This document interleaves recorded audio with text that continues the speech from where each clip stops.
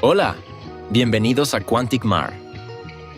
Cronología del COVID-19 desde su aparición. La aparición de esta letal enfermedad se remonta al 31 de diciembre del 2019, cuando China informa a la Organización Mundial de la Salud de casos de neumonía de origen desconocido en Wuhan, provincia de Hubei.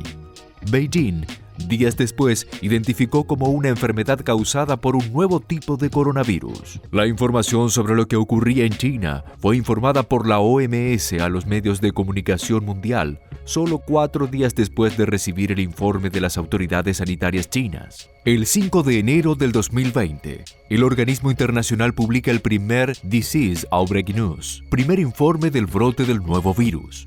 La publicación técnica para la comunidad científica y de salud pública contiene una evaluación de riesgos, asesoramiento y detalles sobre lo que China posee de información acerca de la situación de los pacientes y la respuesta de la salud pública en Wuhan, mientras el virus seguía avanzando y sin demasiados datos sobre cómo se propagaba.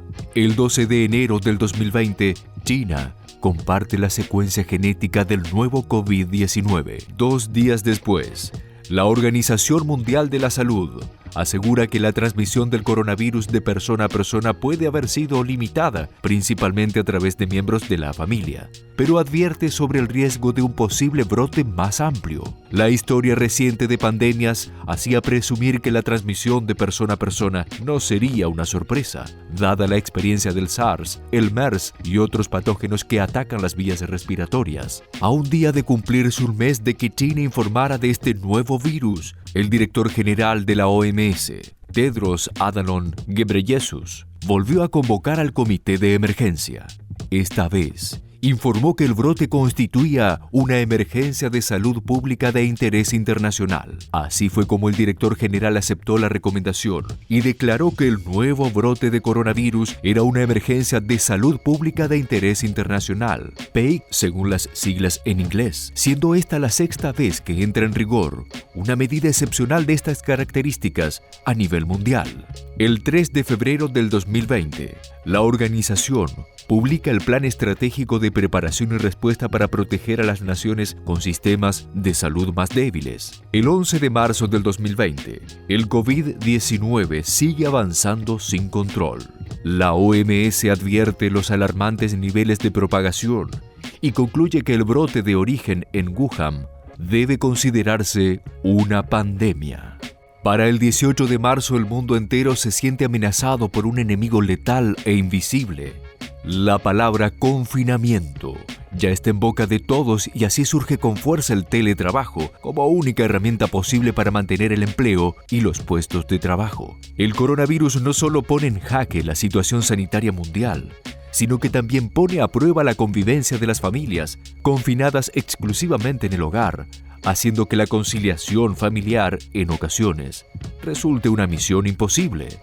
Millones y millones de personas en todo el planeta se vieron obligados a cambiar sus formas de vida. Los corresponsales del portal de noticias La Vanguardia muestran en un informe calles vacías, casi fantasmales, sin personas ni coches circulando, o apenas unos pocos. Imágenes nunca vistas en las grandes ciudades. Imágenes insólitas.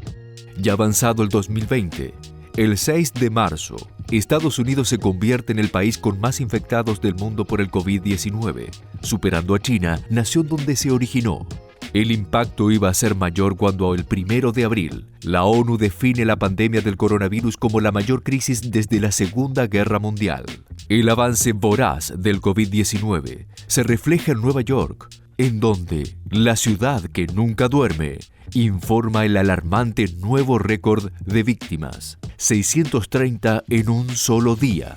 Pero el impacto no solo iba a ser en la salud pública, sino que la economía también iba a sufrir una de las depresiones más pronunciadas de la historia. Y el 14 de abril, el Fondo Monetario Internacional señala que el coronavirus provocará una recesión global en 2020 con una contracción económica de 3% y un grave riesgo de empeorar. Las predicciones económicas días después se confirmaban. A finales de abril, las grandes economías mostraban fuertes caídas en sus PBI en el primer trimestre del año.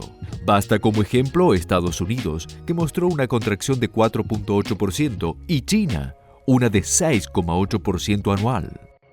Las noticias negativas no cesan y el 23 de abril la OMS insta a los países a actuar con rapidez para evitar muertes por COVID-19. Pero eso no iba a ser todo. 2 días después aseguró que no hay evidencia de que pacientes recuperados de la enfermedad se vuelvan inmunes. Eso significa que no están protegidos de una segunda infección.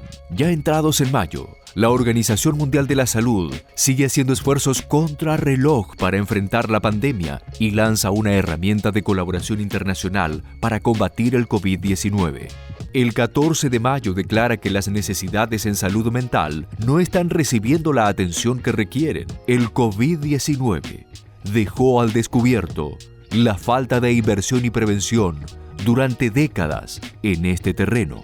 Los medios de comunicación de cada rincón del planeta dan cuenta que lo peor aún no había llegado. El 20 de mayo de 2020, la OMS informa la cifra récord de casos de COVID-19 en un día: 106.000 en todo el mundo.